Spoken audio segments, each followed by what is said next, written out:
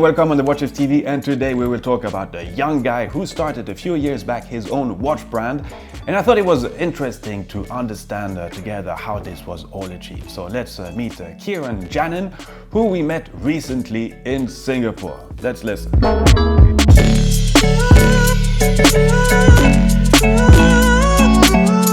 So can you explain us a little bit how you came into watchmaking?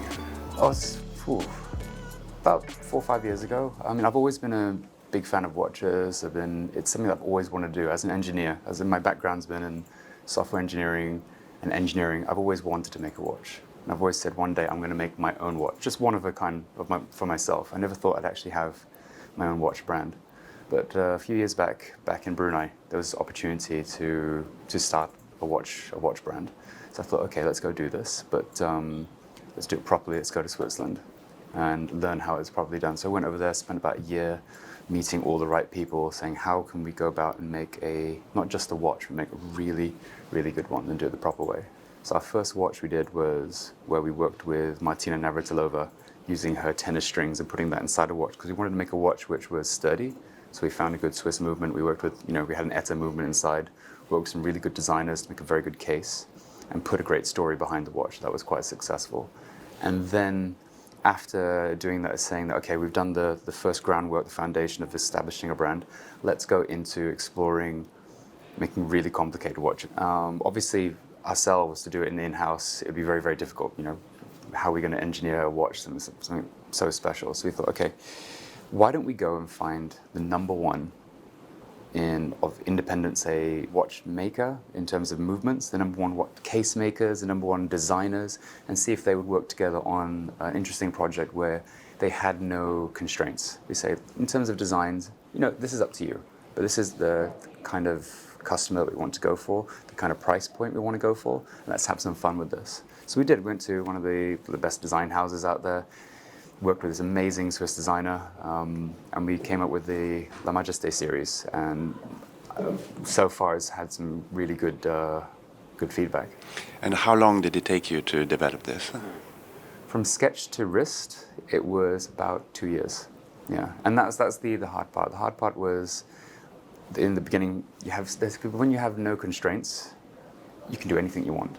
So, for example, we looked at a typical client persona, and they would be wearing, for example, a brand, Richard Mille, and the materials that are using right now are carbon, sapphire, tourbillons. We looked at the weights, so we looked at all the different watches that are really popular at the moment, and we charted out all the different weights, and we charted out all the different materials that have been in use too. We said, okay, this is the popularity. We put them into graphs, and we say, okay, this is the material that we need to use.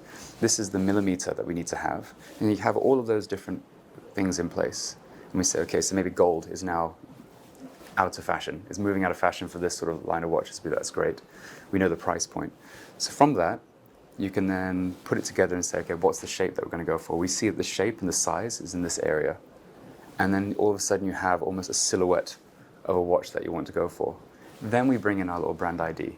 So we say, okay, we're from, I'm originally from Brunei, so I want to have some elements of my country. So we went around and looked at the architecture of my country, and there are certain symbols and shapes that you see in Brunei and around Southeast Asia, and we want to have that sort of that feeling. When someone's wearing this watch, they see it for a while, and then when they walk out, say, oh wait, I recognize this. It's quite nice. It's a sapphire case. That's one thing I've always wanted to use. I know sapphire cases are they're very premium at the moment, and they're beautiful because you can see it from every different angle. So you thought, how could we integrate sapphire into our case, not just have full sapphire like everybody else does. So we came up with a sapphire ring to be able to see the tourbillon from what I call the 6 o'clock position. So if you look at it from this direction there, you can actually see the tourbillon moving. But instead of a flat plane, it's a torus ring, and it's really thick. So you have this really good lensing effect. So when you move it around, it plays around, the light plays, and it's just an interesting thing to look at. Because one thing about with watches, everyone wears a watch, it tells you the time and the date. And that's it. If you're going to be investing in an art piece, you want to be able to look at it from different angles. When you look at this watch, every single time you look at it, it's just like, wow, this is something really special. So your customer base is in the region, but are you reaching out to a wider audience? Correct. So I mean, it's in the Southeast Asian region. That's the place that I know. We've got some very good and very supportive collectors here, but we do want to expand out. I know that for next year, the Middle East is a really interesting market for us, and then sort of heading into Japan, and of course there is China, which is really exciting. Yeah. Okay, thanks for watching. Looking forward hearing your comments on this. All the very best to all, and Viva Watchmaking!